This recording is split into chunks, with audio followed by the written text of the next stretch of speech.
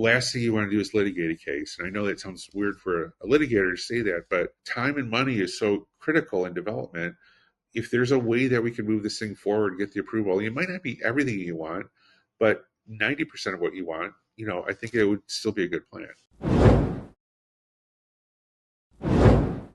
Hey, what's going on, everybody? Welcome back to the Land Development Podcast. I'm your host, Ryan Glick. If this is your first time joining us, each week when you tune in, you'll hear one of two different types of shows.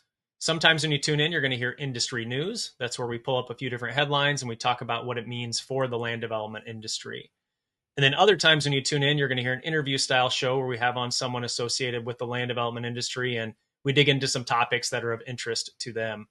Now, today I'm excited to have with me Dan Dalton. Dan is a partner at Dalton and Tomich, a law firm based out of Detroit. Dan, thanks for joining me. Hey, it's great to be here, Ryan. Thank you for the invitation.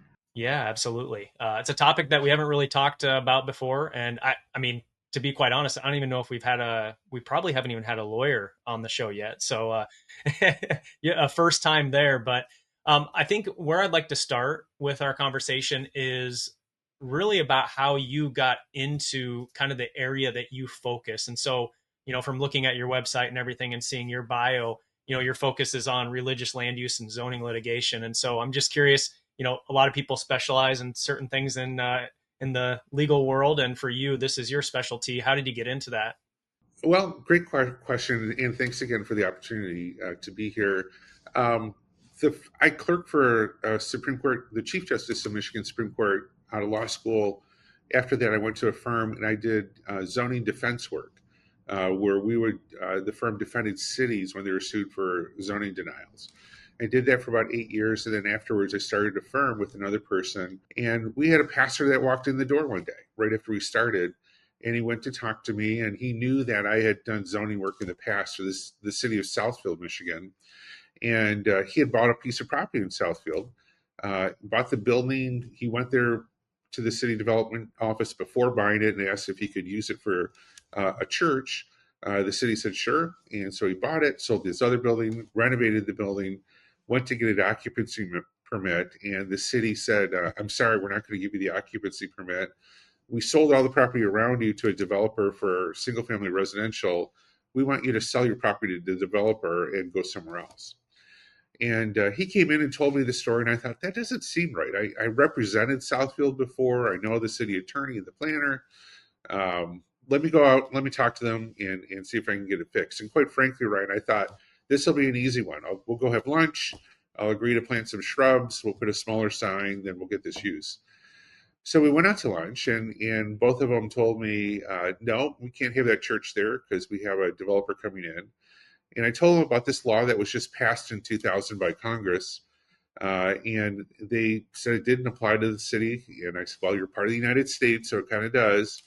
And they disagreed. So we ended up in a lawsuit. And it was one of the first cases in the United States under RLUIPA, the Religious Land Use Act. So we litigated that case very hard for like 3 years. Got up to the day of trial, or the week of trial. The Detroit News, at that time, there was a Sunday Detroit newspaper, and the news did a story on a Sunday above the fold on this case. And then that hit the wire service. And all of a sudden, we got a whole bunch of calls from churches and other ministries that said, hey, that happened to us too. The case settled the next day. We just started doing, and I just started doing a lot of work in this area. Really passionate about the church and about religious ministries. We've done a lot of work with homeless ministries and food pantries and churches and schools and universities. And I started writing on this topic and speaking on it. So I just started getting a lot of work across the country in this area.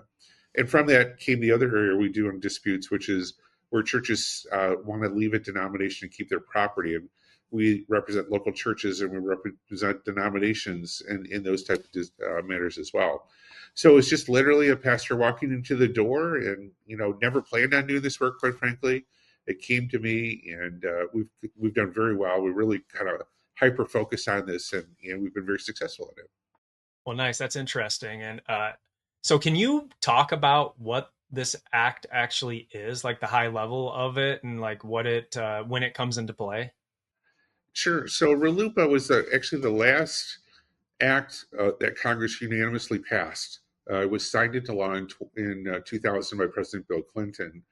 And really, what it does is it puts religious assembly uses on a level playing field with other secular assembly uses.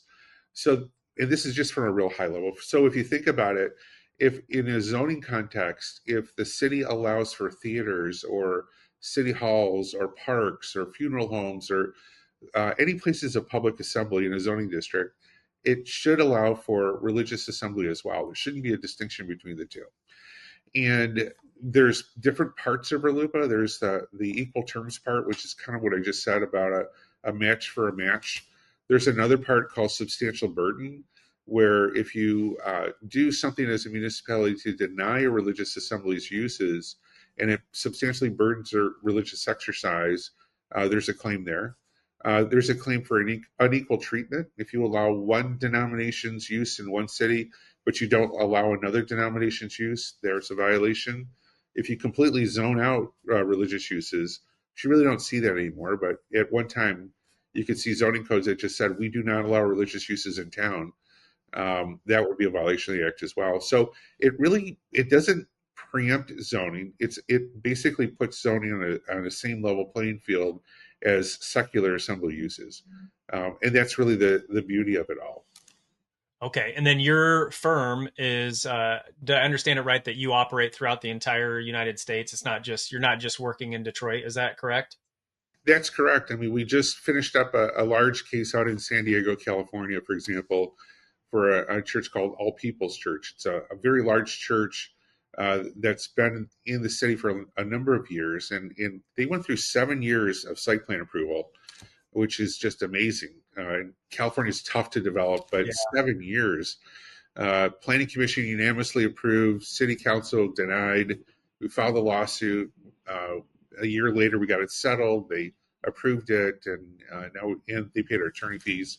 So that's what we do all throughout the country, from New York to California to and all throughout. So when we have all different types of people who listen into the show, developers, builders, people that represent cities and engineers and so on. When you think of developers and some of um, the things that they should look out for when this comes into play, is there something that you generally, tell developers and builders and people like that, like, hey, be on the lookout for this, or this is something that you might see, and that kind of tells you that you might have this type of case that we could possibly help with? Yeah. So with the developers or builder side, right now what we're focusing on really is two things. One is schools, and the other is redevelopment of closed churches. So on the schools side, if there's a school expansion or a new school, and it's a religious school, whether it's kindergarten, elementary, middle, high, or college, RLUIPA comes into play. And we've litigated those cases and have gone to planning commissions throughout the country on those matters. And it's not just, for a religious school, it's not just building a chapel, it's for everything religious school. So if the school needs a gymnasium, if the school needs a parking lot, things along those lines, we work with them. If they want to renovate and the property is historically designated, which is a big issue in California, for example, which precludes a lot of development work to occur there, or to stop development from occurring, parties will historically designate. A lot of Catholic missions and Catholic schools in the West Coast, for example, are facing that issue right now. RLUIPA comes into play for those. So that's kind of one part of it for developers, trying to work with these religious institutions on schools and things along those lines. On the other end is there's a lot of churches that are closing.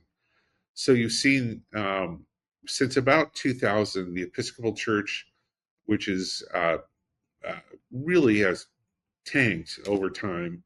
They have a lot of property. They have very few people that attend. I think about 300,000 people a year go to those churches, which is just remarkably low.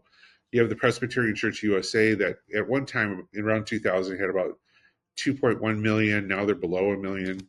You have the United Methodist Church that has lost about a third of their churches through disaffiliations and closures. Catholic churches are consolidating, closing. there's a lot of empty space there. So you're trying to look at what can we do with this space, and a number of cities want to keep those buildings because they're landmarks within a city. They're part of the culture. They're part of who the city is. And also the local churches want to keep them as well to use for either religious spaces or for affordable housing. So we work with developers on those matters to see if that really if we can make it work economically. Affordable housing's tough all over.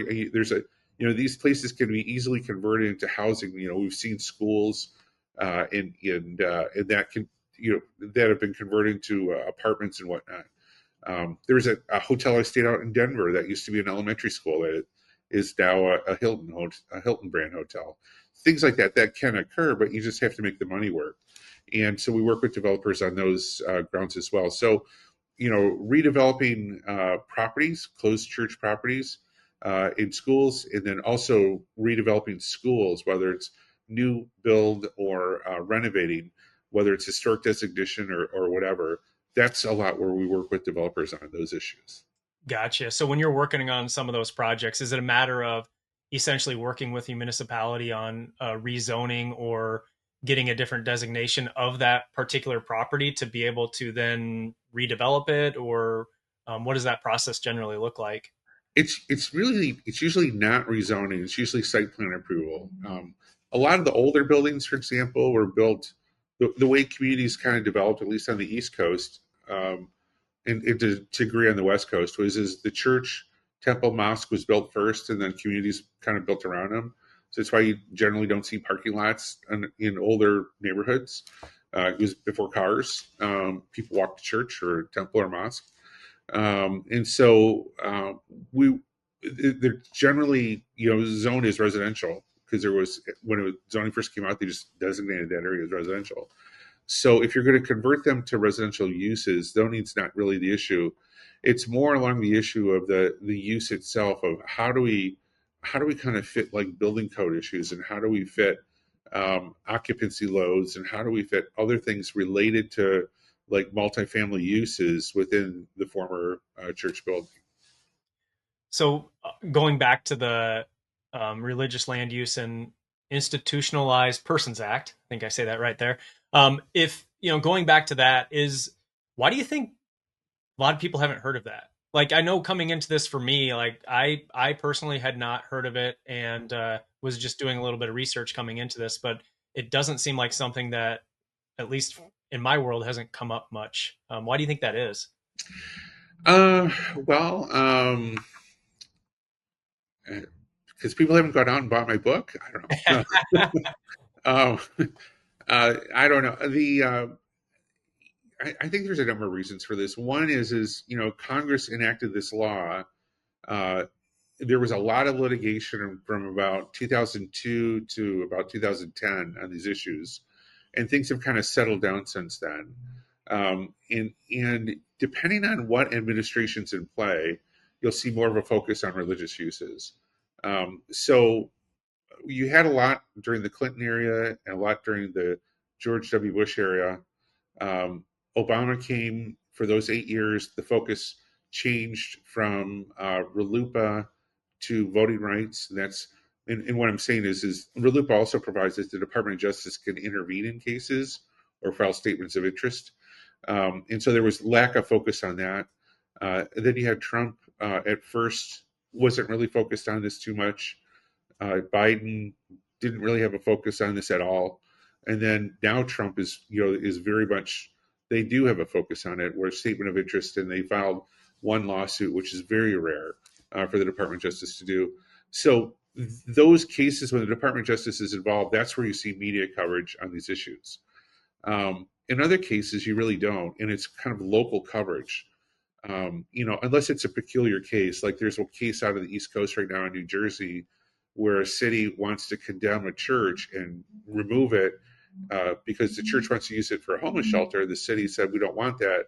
We want to put pickleball courts there. And so that has grown, and it's generated a lot of interest. But unless there's at least what my theory is unless there's a federal lawsuit or federal intervention or statement of interest, you're not going to really see a lot of national coverage on these matters. Not a lot of developers know about this act. Not a lot of churches know about this act either. Pastors go to seminary to become pastors. They don't learn about land use. Volunteers are elders in churches or deacons or trustees, and they're based on their knowledge, and usually it's finance and personal growth and things like that. This isn't top of mind for people, so it's only top of mind when you apply for something and it gets denied, and then people start Googling to find out, oh, this act exists Mhm. and this can help us. Do most of these cases go to trial and everything, or are they usually settled outside of court?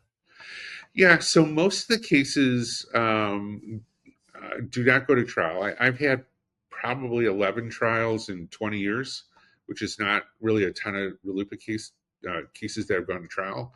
Most are either settled or are dismissed on motion.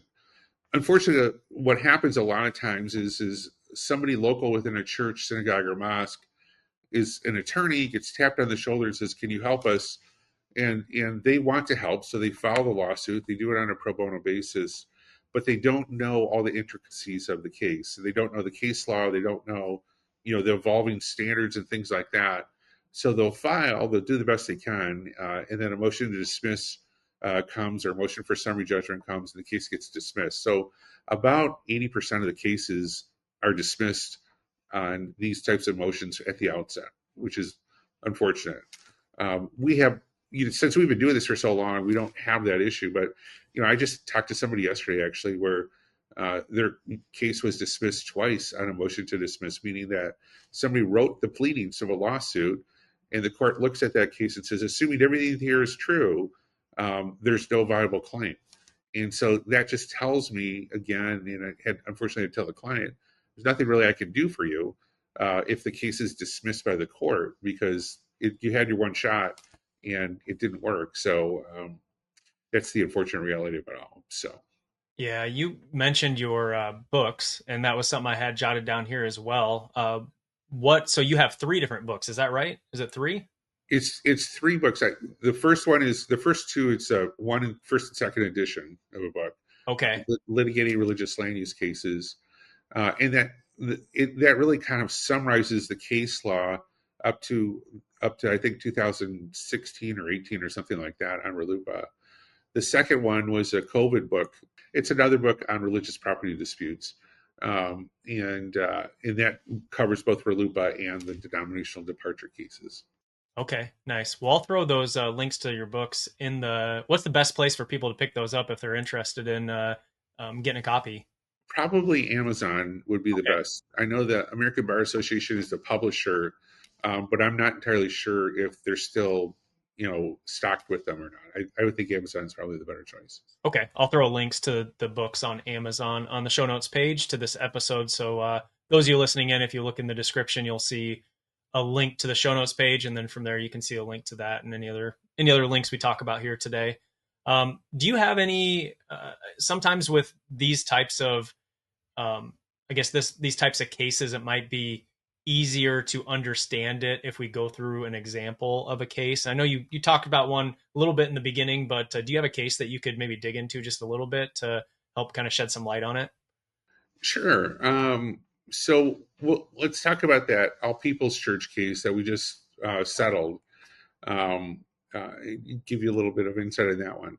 So that's a case out of San Diego, and cases in California are subject to the California Environmental Quality Act, which is called CEQA. And what happens there is you have to, if you're going to move dirt, you have to do what's called an environmental impact report and show that all of the potential negative effects of doing this development have been thought through and addressed. CEQA is kind of a notice provision of the law. So it requires a lot of community involvement. You have to go meet with the local planning group of a community. You have to meet with leaders in the community. You have to address all objections and things like that. And here in it, this community, this piece of property was originally zoned for residential homes. This community came out in force and said, we don't want residential homes there. So the builder said, fine, sold the property to the church. Then the community said, we don't want a church here. We want to have residential homes. That was their backup. And so we really went the effort of saying, okay, what is it that bothers you? Is it parking? Is it traffic? Is it noise? The kind of simple things you would kind of think about. And we were able to ameliorate and address a lot of those issues. But there are still a number of issues that no matter what we did, the local community was going to say no.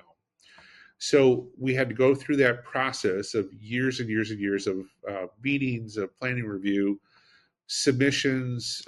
We did all of that. We got to the planning commission.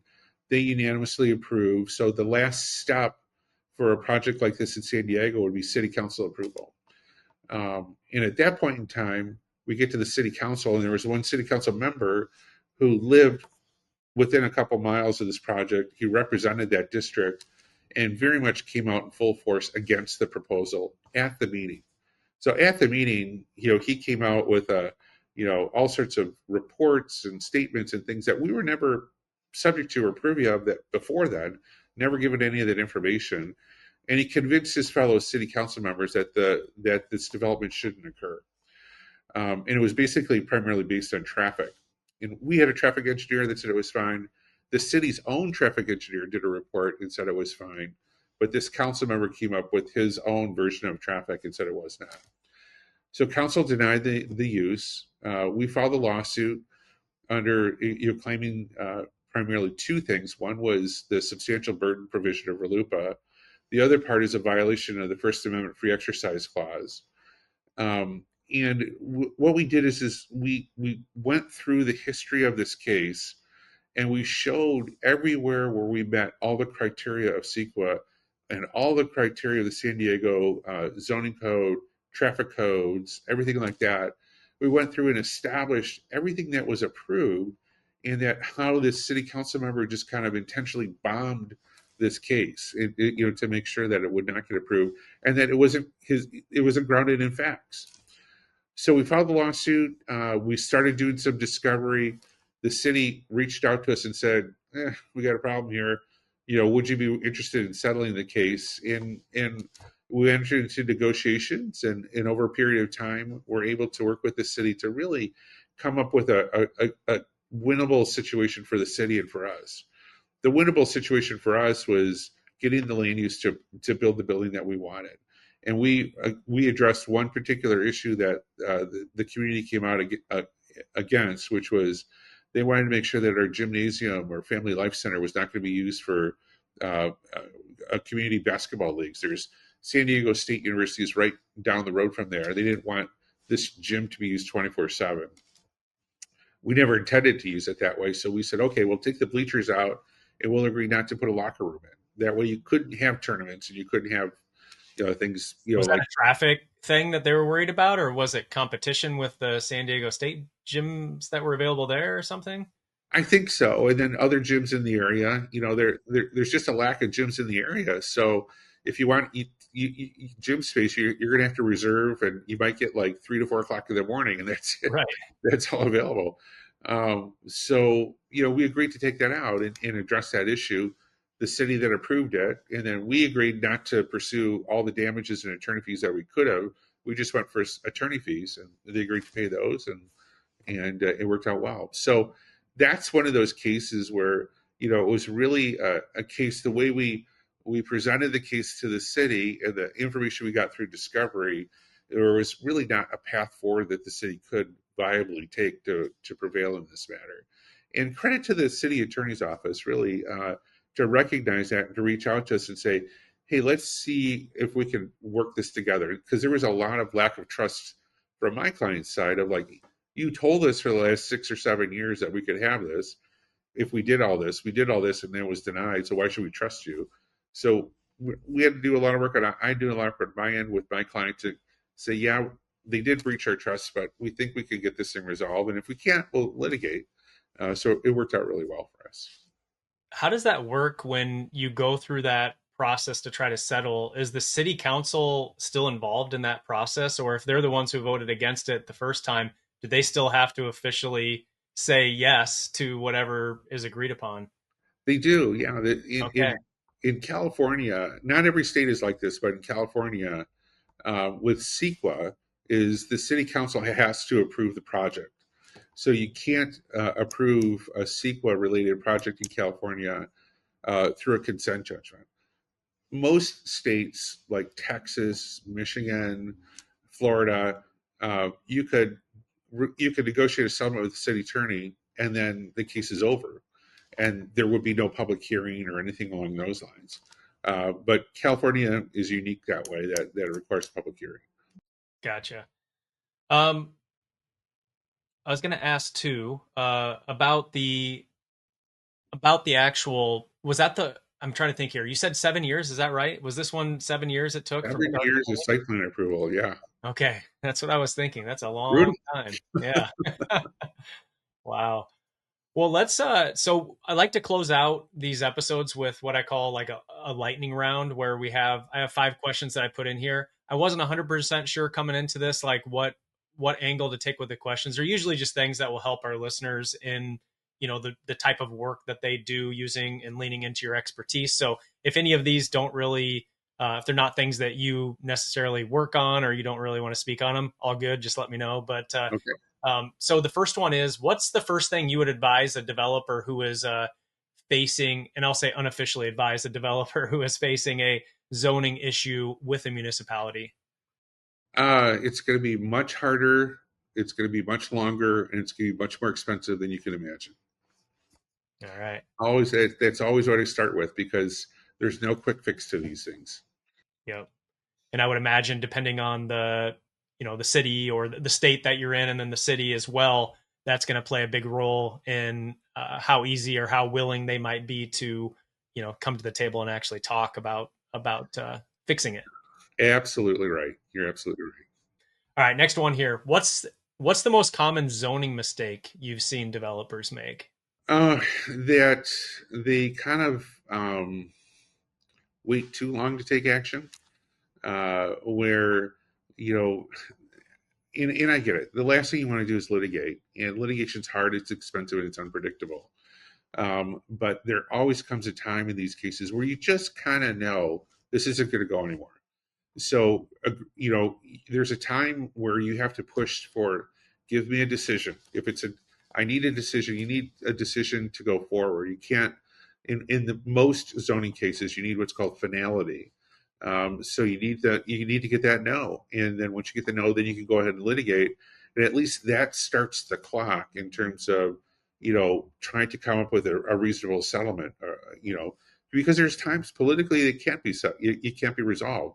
But it can be a time when you get to litigation where the city can say, hey, it wasn't me. I tried my best, but the judge forced this down our hand. And that's what we have to do. So you kind of know as a developer, I've done everything I could do. And it doesn't make any more sense to delay this anymore. Make a decision, give us a no, we can go forward from here. Do you see, and this isn't really one of the questions, but I'm just curious, do you see much retaliation from cities in situations like that where, a developer may not want to go that path because they're worried that their relationship with the city might turn sour or things like that? Do you see that very often? I do, and I think that's why I get hired a lot, because I'm out of town. It's local attorneys are going to be coming back to the city for other clients, for development approvals. So they have to maintain those relationships with the city. I don't. I'm going to drop in. I'm going to work with local council. And I'm going to resolve the matter, and then I'm going to drop out after that point in time. But we do see that. It's a lot of it, unfortunately, is enforcement of the building code after their hand is forced to settle a case or give us the approval. I've seen where the building code's thick, but it also gives the building inspector a lot of discretion. So if the zoning and building department get together and say, put the screws to this guy, they're going to require them to put all metal doors in fire doors as opposed to wood doors, which is going to raise the cost tremendously. They're going to require sprinkler systems, even though it might not be required, on a space less than, 10,000 square foot. They might require, other things that are just not required, or calculate, parking spaces to the maximum degree so you can't get a big enough parking lot. I've seen that a lot. And we just go back to court and say, Judge, Judges don't like to get involved in health, safety, and welfare issues primarily. But if you can show a pattern of, hey, here they're only requiring 20 parking spaces for the same size church, there they're requiring 6,000 spaces. For us, that doesn't make any sense. The court's going to generally agree with us at that point. All right, third one here. If a developer is denied a permit, what's the next step in your process? Like, at what point, I guess, does somebody reach out to you in this? Usually the developer's attorney will reach out to me right before the hearing when they know they're going to get denied and say, what do we need to get into the record to make sure that we have a thorough enough record to either appeal this decision of the zoning board or to pursue litigation. So I generally get involved at that point in time. So somebody will reach out typically at that point. If they don't, what happens after the denial is I'll review the record, and then I'll see, is there a path forward, a litigation path forward. Zoning cases are tough. They're not cases that are generally not a lot of people pursue them successfully. So you have to have your elements in your record, the facts in the record, to have a good, viable case. And so making sure that the record's complete as much as it can be. So I may go back and submit something as like a motion for reconsideration with additional documents in the record, so we have a more complete record or something like that, just to make sure that we're good to go moving forward. All right. All right, fourth one here. What's one zoning regulation that you wish developers better understood? Developers understood probably parking. Calculating parking spaces is always seems to be the bane of somebody's existence. Where every city does it differently for whatever reason. Where some cities may say for an office you might need one spot for every 200 square foot. Others will calculate the hallway plus the office, adding another parking spot. Some will include the common areas, for parking and whatnot. If we could just have one standard on parking, and also, why is it one spot for 200 square foot? What if you bike to work or walk to work? Right. It shouldn't. I've never really, I couldn't really understand how these parking criteria come into play, and maybe that's why developers have a hard time with them as well. But that's the one thing. Well, that's funny because parking has been a very hot topic on this podcast. We've had a lot of people talk about parking, asking those same questions. And we even, on one episode, we were trying to figure out, where did the parking requirements even come from? Like, where did they originate from? And we were having a hard time, and we never did get to the bottom of where they actually came from and why they are how they are. Because it was the same thing as what you were talking about. People bike to work. People, they don't all drive. There's a professor at UCLA or USC. His name is Donald Shoup. He just passed away, who wrote a number of books on parking and parking theory. And he identifies the source, for these things. But quite frankly, the source is some guy saying, yeah, that makes sense. Wonderful, right? So, yeah. Like for churches, it's one spot for every 6 feet of pew. I'm like, what? I mean, who has pews? Yeah. Seats, or whatever. So what are we supposed to do with that? So, yeah, exactly. Yeah, crazy. All right, last one here. What's the most important document or resource for a developer to have when negotiating with a municipality, besides your books? I think most important. Oh, that's a good question. I think it's a combination of the master plan and the zoning ordinance for the local community. Really knowing that community thoroughly before you create your plan, I think, is important. I think a lot of developers, have a plan that they've used successfully in one community and just want to use that and plop that into the next one, and it doesn't always work. I think you really do have to have a separate plan for each community before you move forward, and really understand what the community is looking for in a master planning concept and what they're looking for in their zoning concept as well. So those pre-meetings, I think, are super important with planning. I always recommend doing that. Always try to figure out, is there an amicable way forward? Last thing you want to do is litigate a case. And I know that sounds weird for a litigator to say that, but every time and money is so critical in development. If there's a way that we can move this thing forward, get the approval, it might not be everything you want, but 90% of what you want, I think it would still be a good plan. So I would say master plan and zoning ordinance. All right. Well, we're at almost 35 minutes here, so probably a good spot to come to a close. Dan, what's the best way for people to connect with you and learn more about your company? Well, you can find me particularly on LinkedIn, or you can look at our company. Our website is daltontomich.com.